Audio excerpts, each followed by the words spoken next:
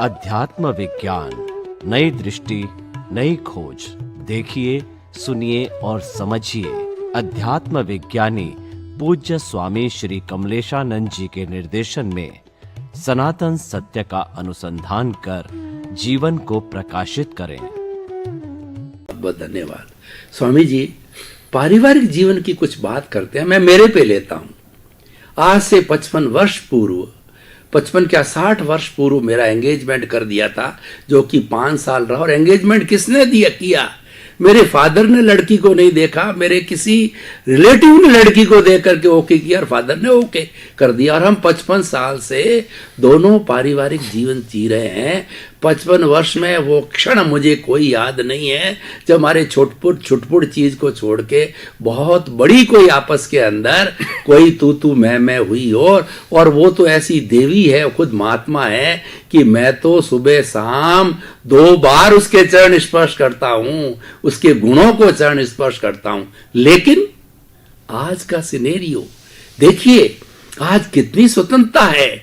लड़का लड़की आपस में मेल जोल करके एंगेजमेंट करते हैं, और कोर्ट ने जो लिविंग का दिया, लिविंग से रहते हैं, सब कुछ अपनी स्वतंत्रता से करते हैं। और माता पिता करोड़ों रुपए खर्च करते हैं उनके ऊपर कि भाई बच्चों का अच्छा काम हो।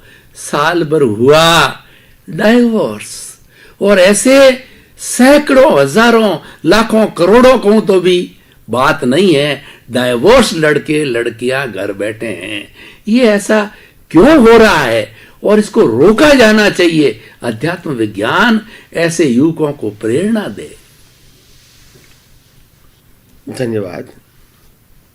सबसे पहली बात यह है, आज हर इंसान के अंदर सुख की भावना, 5 इंद्रियों में सुख है, वो भावना बढ़ रही है।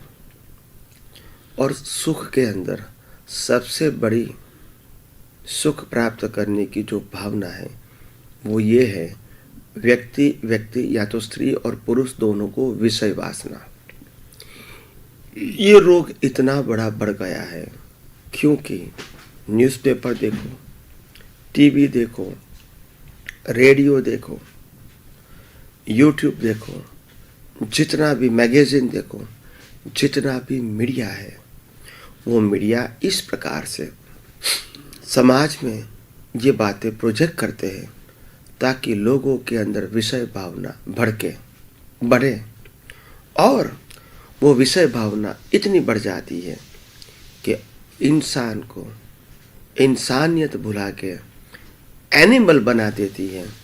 फिर उसको वो ध्यान नहीं रहता है कि मैं जो कर रहा हूँ वो सोच समझ के कर रहा हूँ, क्या एक इंसान होने के नाते कर रहा हूँ, क्या मैं समाज के लिए बराबर कर रहा हूँ, क्या मैं जो कर रहा हूँ इसके लिए मेरी और समाज की तरक्की होगी।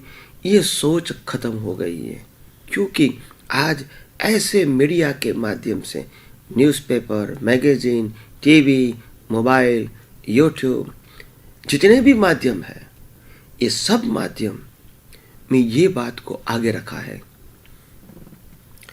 स्त्री को समाज में आगे लाकर इसको उपभोग का साधन बना दिया है।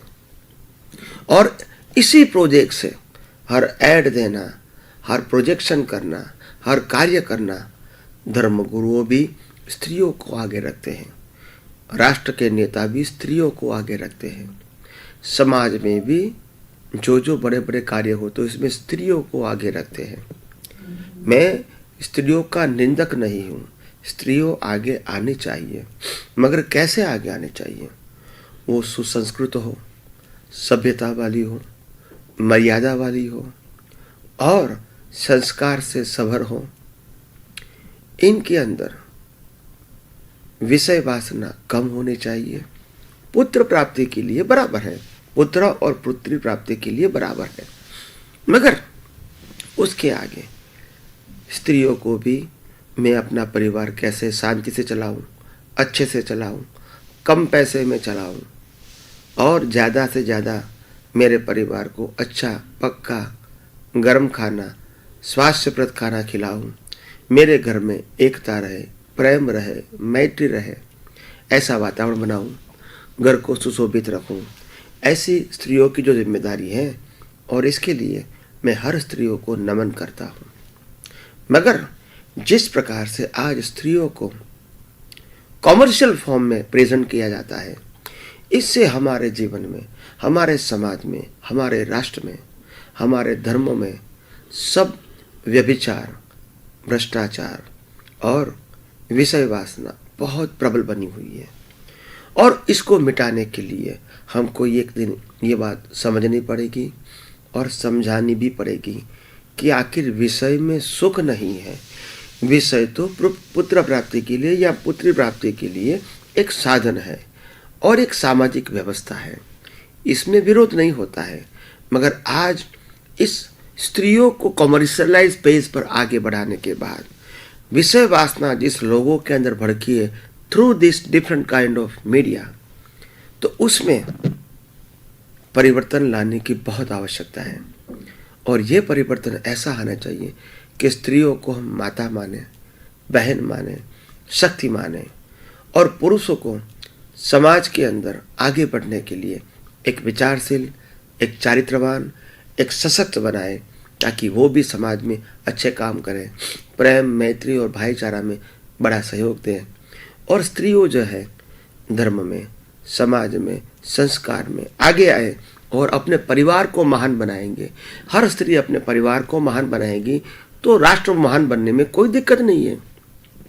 मगर आज हर घर के अंदर स्त्री और पुरुष के अंदर मतभेद है, और मतभेद इतना है कि बाहर के दिखावे में तो एक लगता है, अंदर भेद है, अंदर डिफरेंसेस है।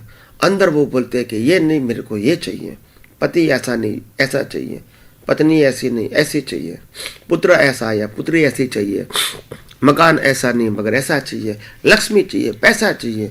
मगर लोगों को संस्कृति, सभ्यता, मर्यादा, इसकी वैल्यू नहीं है।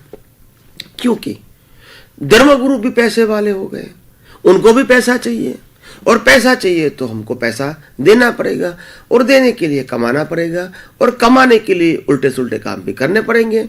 तो ये जो चैनल है वो रॉन्ग ट्रैक पे जा रही है।